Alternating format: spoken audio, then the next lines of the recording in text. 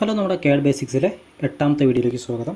ഈ വീഡിയോയിൽ നമ്മൾ പ്രധാനമായിട്ടും ഡിസ്കസ് ചെയ്യാൻ പോകുന്നത് എങ്ങനെ റെൻഡർ ചെയ്യാമെന്നാണ്. ലൈറ്റ്സൊക്കെ ആഡ് ചെയ്തതിനു ശേഷം എങ്ങനെ റെൻഡർ ചെയ്യാമെന്ന്. അപ്പോൾ അതിന് മുന്നേ ആദ്യമായിട്ട് ഞാൻ ഈ ഒരു സിറ്റ് ഔട്ടിൽ ഒരു ചെയർ പ്ലേസ് ചെയ്യുന്നുണ്ട് കേട്ടോ. ഞാൻ കഴിഞ്ഞ വീഡിയോയിൽ പ്ലേസ് ചെയ്യാൻ മറന്നുപോയതാണ്. അതുകൊണ്ട് ഞാൻ ഈ ഒരു സിറ്റ് ഔട്ടിൽ ഒരു ചെയർ പ്ലേസ് ചെയ്യുന്നുണ്ട്. അതിനായിട്ട് ഞാൻ ലൈബ്രറീസിലേക്ക് പോയതിനു ശേഷം ഇവിടെ ചെയറിൻ്റെ ചിത്രം കാണാം, അത് ക്ലിക്ക് ചെയ്യുക. ഡബിൾ ക്ലിക്ക് ചെയ്തതിനു ശേഷം നമുക്കിവിടെ പല ചെയർസ് അവൈലബിൾ ആണ്. നിങ്ങൾക്ക് ഏത് ചെയറാണോ സ്യൂട്ടബിൾ ആ ഒരു ചെയർ ഇവിടെ പ്ലേസ് ചെയ്യാം. അതിന് വേണ്ടിയിട്ട് ഞാൻ ഈ ഒരു ചെയറാണ് പ്ലേസ് ചെയ്യുന്നത് കേട്ടോ. ഞാനിത് ക്ലിക്ക് ചെയ്യുന്നു, ഡ്രാഗ് ചെയ്തിട്ട് ഇവിടെ ഡ്രോപ്പ് ചെയ്യുന്നു. ഒരു പ്രാവശ്യം ക്ലിക്ക് ചെയ്താൽ മതി, അതിനുശേഷം എസ്കേപ്പ് ചെയ്യാൻ പറ്റുന്നു. ഓക്കെ, ഇനി അടുത്തായിട്ട് നമുക്ക് എങ്ങനെ ലൈറ്റ്സ് പ്ലേസ് ചെയ്യാമെന്ന് നോക്കാം. കണ്ടില്ലേ, ഈ ഒരു സീനിൽ നമുക്ക് ഇവിടെയൊക്കെ ലൈറ്റ്സ് അവൈലബിൾ ആണ്. ഇവിടെയൊക്കെ ലൈറ്റ്സ് ഉണ്ട്. അപ്പോൾ ആദ്യമായിട്ട് നമുക്ക് ലൈറ്റ്സ് പ്ലേസ് ചെയ്യുന്നതിന് വേണ്ടി നമ്മളവിടെ ലൈറ്റ്സ് എന്നുള്ള ബോട്ടം ലെഫ്റ്റിൽ ലൈറ്റ്സ് ക്ലിക്ക് ചെയ്യുന്നു. ലൈറ്റ്സ് ക്ലിക്ക് ചെയ്യുമ്പോൾ നിങ്ങൾക്ക് പല രീതിയിലുള്ള ലൈറ്റ്സ് ഇവിടെ അവൈലബിൾ ആണ്. ഞാൻ ആദ്യമായിട്ട് ഒമ്നി ലൈറ്റ് എന്നുള്ള ഈ ലൈറ്റിലേക്ക് പോകുന്നു. അതിനുശേഷം ഫസ്റ്റത്തെ ലൈറ്റ് ഫിൽ എന്നുള്ള ഈ ഒരു ലൈറ്റ് ക്ലിക്ക് ചെയ്യുന്നു. അതിനുശേഷം ഞാൻ ഇവിടെ പ്ലേസ് ചെയ്യുന്നു. ലൂമിയോണിൽ ഡിഫോൾട്ടായിട്ട് വരുന്ന എല്ലാ ലൈറ്റ്സും വളരെയധികം ബ്രൈറ്റ് ആയിരിക്കും. അതുകൊണ്ട് നമുക്ക് ലൈറ്റ് പ്ലേസ് ചെയ്തതിനു ശേഷം ലൈറ്റിൻ്റെ ബ്രൈറ്റ്നസ് ഒന്ന് കുറയ്ക്കേണ്ടതായിട്ടുണ്ട്. ഞാൻ അവിടെ ഒരു ലൈറ്റ് പ്ലേസ് ചെയ്തു, അതുപോലെ തന്നെ ഇവിടെ ഒരു ലൈറ്റ് പ്ലേസ് ചെയ്തു. കൂടാതെ നമുക്ക് ഇവിടെ ഈ സൺഷെയ്ഡിനടിയിൽ ഇവിടെ ഒരു ലൈറ്റ് പ്ലേസ് ചെയ്തു. ഇങ്ങനെ ഈ 3 ലൈറ്റ് പ്ലേസ് ചെയ്ത ശേഷം ഞാൻ എസ്കേപ്പ് അമർത്തിയതിന് ശേഷം ഞാൻ ഓരോ ലൈറ്റ്സ് ഇൻഡിവിജ്വലായിട്ട് സെലക്ട് ചെയ്തിട്ട് അതിൻ്റെ ബ്രൈറ്റ്നസ് കുറയ്ക്കാൻ പോകും കേട്ടോ. ഞാൻ ഈ ഒരു ലൈറ്റ് ക്ലിക്ക് ചെയ്തു. അതിനുശേഷം ബ്രൈറ്റ്നസ് കണ്ടില്ലേ, ഇപ്പോൾ 1500 ആണ്. നമുക്ക് 1500 ഒന്നും വേണ്ട, നമുക്കൊരു 140 എന്നുള്ള റേഞ്ചിൽ കൊടുത്തിട്ടുണ്ട്. അതുപോലെ തന്നെ ഈ ഒരു ലൈറ്റും ക്ലിക്ക് ചെയ്തതിന് ശേഷം ഞാനൊരു 140 റേഞ്ച് കൊടുത്തു. ഈ ഒരു ലൈറ്റും ക്ലിക്ക് ചെയ്തതിനു ശേഷം ഏകദേശം ഒരു 140 റേഞ്ചിൽ കൊടുത്തിട്ടുണ്ട്. ഓക്കെ, ഇനി അടുത്തതായിട്ട് നമുക്ക് പ്ലേസ് ചെയ്യേണ്ട ലൈറ്റ് എന്ന് പറയുന്നത്, നമ്മളിവിടെ പ്ലേസിലേക്ക് പോവുക. പ്ലേസ് ചെയ്യേണ്ട ലൈറ്റ് എന്ന് പറയുന്നത് ഇതുപോലത്തെ കോൺ ലൈറ്റ്സ് ആണ്. കോണായിട്ടുള്ള ഞാൻ ഈ ഒരു ലൈറ്റ് ക്ലിക്ക് ചെയ്തതിനു ശേഷം ഓരോ സ്ഥലത്തും പ്ലേസ് ചെയ്യാം കേട്ടോ. ഇവിടെ ഞാൻ പ്ലേസ് ചെയ്തു, ഇവിടെ പ്ലേസ് ചെയ്തു, ഇവിടെ പ്ലേസ് ചെയ്തു, ഇവിടെയും പ്ലേസ് ചെയ്തു. അതുപോലെ തന്നെ നമുക്ക് ഈ 2 ഭാഗത്തും പ്ലേസ് ചെയ്യാം. ആക്ച്വലി നമ്മൾ ലൈറ്റ് കാണുന്ന എല്ലാ സ്ഥലത്തും ലൈറ്റ് പ്ലേസ് ചെയ്യണമെന്നില്ല. നമുക്ക് നമ്മുടെ സീന് ഫുള്ളി ലിറ്റപ്പായി ആയിട്ടുണ്ടെന്നുണ്ടെങ്കിൽ നമുക്ക് ലൈറ്റ് പ്ലേസ് ചെയ്യേണ്ട ഒരു ആവശ്യമില്ല കേട്ടോ. ഇവിടെ പ്ലേസ് ചെയ്തു, ഇവിടെയും പ്ലേസ് ചെയ്തു.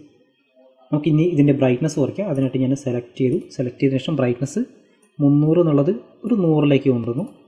എല്ലാതും ഏകദേശം ഒരു 100, അറൗണ്ട് 100ലേക്ക് ഞാൻ കൊണ്ടുവരുന്നുണ്ട്. നമ്മളിപ്പോൾ എല്ലാ ലൈറ്റ്സും അറൗണ്ട് 100ലേക്ക് കൊണ്ടുവന്നിട്ടുണ്ട്. ഇപ്പോൾ നമ്മൾ ലൈറ്റ് പ്ലേസ് ചെയ്തു, ഈ ചെയറും പ്ലേസ് ചെയ്തു. ഇനി അടുത്തതായിട്ട് നമുക്ക് റെൻഡർ ചെയ്യാം. റെൻഡർ ചെയ്യാനായിട്ട് നമ്മൾ എന്താ ചെയ്യേണ്ടതെന്ന് വെച്ചിട്ടുണ്ടെങ്കിൽ, നമ്മുടെ ബോട്ടം റൈറ്റിൽ ഫോട്ടോ എന്ന് പറഞ്ഞ ഒരു ഓപ്ഷൻ ഉണ്ട്, അത് ക്ലിക്ക് ചെയ്യാം. ഫോട്ടോ എന്നുള്ളൊരു ഓപ്ഷൻ ക്ലിക്ക് ചെയ്താൽ നമുക്ക് ഇങ്ങനൊരു ഇൻ്റർഫേസ് കിട്ടും. ഈ ഒരു ഇൻ്റർഫേസിൽ നമ്മൾ ക്ലിക്ക് ചെയ്യുമ്പോൾ ഇവിടെ ഒരു ബോട്ടത്തിലൊരു പ്രിവ്യൂ കാണാം. ഈ പ്രിവ്യൂ എന്താണോ കാണുന്നത് ഏകദേശം ഇതുപോലെ തന്നെയായിരിക്കും ഒരു ഫൈനൽ ഔട്ട്പുട്ട് റെൻഡർ ഉണ്ടാകുക. നമ്മൾ അതൊന്ന് ബിവെയർ ചെയ്യാം. ആദ്യമായിട്ട് നമുക്കിതിൻ്റെ ഫോക്കൽ ലെങ്ത്താണ് അഡ്ജസ്റ്റ് ചെയ്യേണ്ടത്. ഫോക്കൽ ലെങ്ത്ത് നമ്മൾ ഡിസ്റ്റോർഷൻ മാക്സിമം ഒഴിവാക്കാൻ വേണ്ടി ഞാൻ മാക്സിമം സജസ്റ്റ് ചെയ്യുന്നൊരു ഫോക്കൽ ലെങ്ത്ത് എന്ന് പറയുന്നത് ഒരു 30-35 ആണ്. പക്ഷേ നമുക്ക് എല്ലാ സിറ്റുവേഷനിലും 30-35 യൂസ് ചെയ്യാൻ സാധിക്കില്ല. ഒരു വൈഡ് ആംഗിൾ ഷോട്ടൊക്കെ വേണമെന്നുണ്ടെങ്കിൽ എപ്പോഴും നമുക്ക് 15ലേക്ക് പോകണം. ഞാൻ ഈ ഒരു കേസിൽ ഞാനൊരു 30ലേക്ക് പിടിച്ചിട്ടുണ്ട്, 30 റേഞ്ച് പിടിച്ചിട്ടുണ്ട് കേട്ടോ.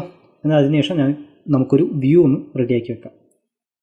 വ്യൂ നമുക്കിങ്ങനെ നോക്കി റെഡിയാക്കാം. ഇവിടെ ഗ്രിഡ് ലൈൻ ശ്രദ്ധിച്ചല്ലോ, ഈ ഗ്രിഡ് ലൈനിൽ നമ്മൾ സെറ്റാക്കി വെച്ചിട്ടുണ്ടെങ്കിൽ കൂടുതൽ നന്നായിരിക്കും.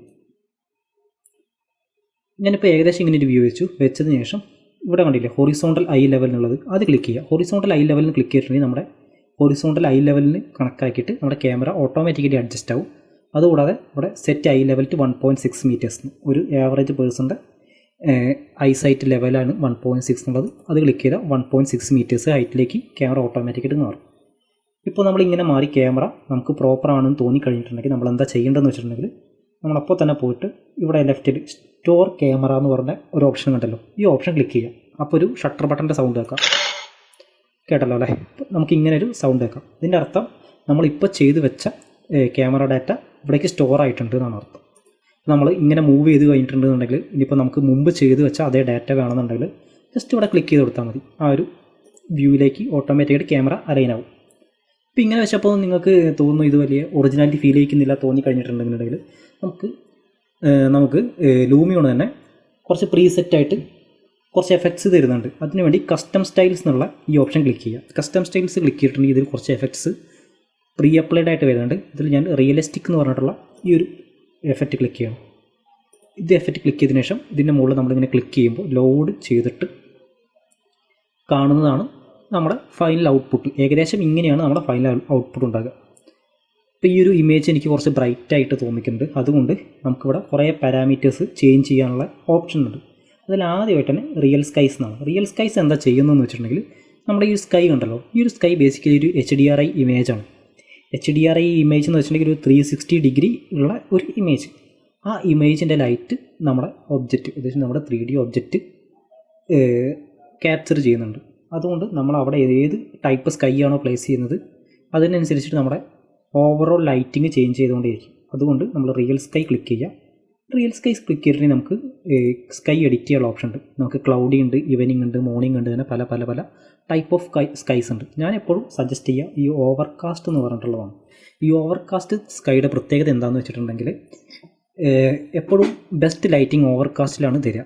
എന്തുകൊണ്ടാണെന്ന് പറയാൻ കാരണം എന്ന് വെച്ചിട്ടുണ്ടെങ്കിൽ ഓവർകാസ്റ്റിൽ ഒരിക്കലും ഹാർഷ് ഷാഡോസ് ഉണ്ടാവില്ല. അതുകൊണ്ട് ഞാനെപ്പോഴും യൂസ് ചെയ്യുക ഓവർകാസ്റ്റാണ്. നിങ്ങൾക്ക് ഇഷ്ടമുള്ള യൂസ് ചെയ്യാം. ഞാൻ ഓവർകാസ്റ്റ് സെലക്ട് ചെയ്തു. ഓവർകാസ്റ്റ് സെലക്ട് ചെയ്തതിന് ശേഷം ക്ലിക്ക് ചെയ്യുമ്പോൾ നമുക്ക് ഇങ്ങനൊരു അപ്പിയറൻസ് കിട്ടി. ഇപ്പോൾ നിങ്ങൾക്ക് നോക്കിയാൽ മനസ്സിലാവും എവിടെ ഒരു ഹാർഷ് ഷാഡോസ് കാണാൻ സാധിക്കില്ല.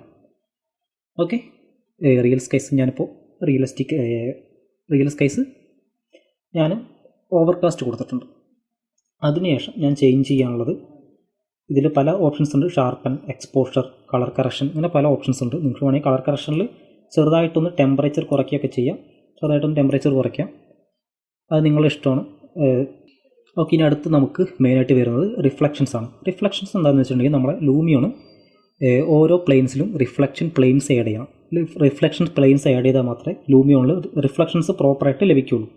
അതിന് വേണ്ടിയിട്ട് നമ്മൾ റിഫ്ലക്ഷൻസ് ക്ലിക്ക് ചെയ്യുക. റിഫ്ലക്ഷൻസ് ക്ലിക്ക് ചെയ്തതിന് ശേഷം പ്രിവ്യൂ എന്നുള്ളത് ഹൈ ക്വാളിറ്റിയിലേക്ക് മാറ്റിയതിന് ശേഷം ഇവിടെ ഈ എനേബിൾ ഡിസേബിൾ ആണെന്നുണ്ടെങ്കിൽ എനേബിൾ ആക്കി കൊടുക്കുക. പിന്നെ ആക്റ്റീവ് പ്ലെയിൻസ് ഉണ്ടാവും. ഇപ്പോൾ 0 എന്നാണ് കാണുന്നത്. ആക്റ്റീവ് പ്ലെയിൻസ് നമുക്ക് മാക്സിമം എത്ര പറ്റുന്നോ അത്രയ്ക്കും ആക്റ്റീവ് പ്ലെയിൻസ് കൊടുക്കുക. അതിനായിട്ട് നമ്മൾ ആക്റ്റീവ് പ്ലെയിൻസ് ക്ലിക്ക് ചെയ്യുക. ക്ലിക്ക് ചെയ്താൽ നമുക്ക് ഇങ്ങനെ ഒരു ഓവർവ്യൂ കിട്ടും. ഇങ്ങനെ ഓവർവ്യൂ കിട്ടിയിട്ടുണ്ട്. താഴെ നമുക്കിവിടെ കുറേ പ്ലസ് ആഡ് ന്യൂ പ്ലെയിൻ എന്ന് കാണാം. അത് ക്ലിക്ക് ചെയ്തിട്ട് ഏതൊക്കെ പ്ലെയിനിലാണോ നമുക്ക് റിഫ്ലക്ഷൻസ് വേണ്ടത് ആ പ്ലെയിനൊക്കെ ക്ലിക്ക് ചെയ്ത് കൊടുക്കുക. ഇപ്പം ഞാൻ ഇവിടെ ഇങ്ങനെ ക്ലിക്ക് ചെയ്യുന്നുണ്ട്, കണ്ടില്ലേ? ഇപ്പോൾ ഈ ഒരു പ്ലെയിൻ മൊത്തം റിഫ്ലക്ഷൻ പ്ലെയിൻ ആഡായി. ഇങ്ങനെ എല്ലാ പ്ലെയിൻസിലും നമ്മൾ റിഫ്ലക്ഷൻ പ്ലെയിൻസ് ആഡ് ചെയ്ത് കൊടുക്കുക. മാക്സിമം ഗ്ലാസ് വരുന്ന എല്ലാ സ്ഥലത്തും നമ്മൾ റിഫ്ലക്ഷൻ പ്ലെയിൻ ആഡ് ചെയ്യാൻ ശ്രമിക്കുക കേട്ടോ.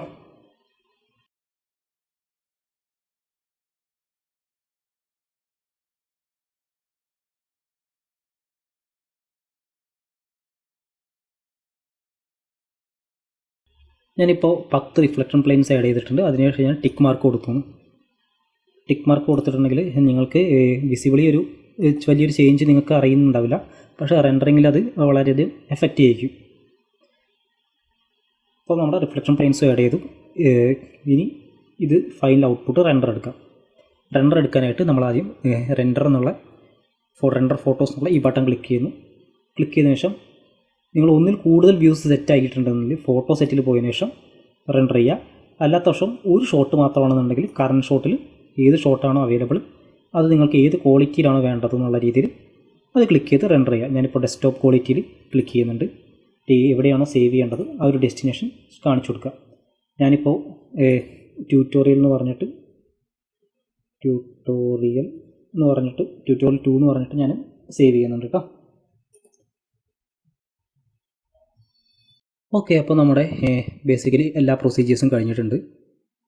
നമ്മൾ ഈ ഒരു സീരീസിൽ ഓട്ടോകാഡിൽ എങ്ങനെ ബേസിക്കായിട്ട് ഒരു വീടിൻ്റെ പ്ലാൻ ക്രിയേറ്റ് ചെയ്യാമെന്ന് തൊട്ടിട്ട് നമ്മളെങ്ങനെ ഒരു ബേസിക് വീടിൻ്റെ 3D എക്സ്റ്റീരിയർ റെൻഡർ എങ്ങനെ എടുക്കാമെന്ന് വരെ ഈ വീഡിയോയിൽ പഠിച്ചിട്ടുണ്ട്. നിങ്ങൾക്ക് ഈ വീഡിയോ കണ്ട് ഹെൽപ്ഫുൾ ആയി എന്ന് വിശ്വസിക്കുന്നു. അപ്പോൾ താങ്ക് യു.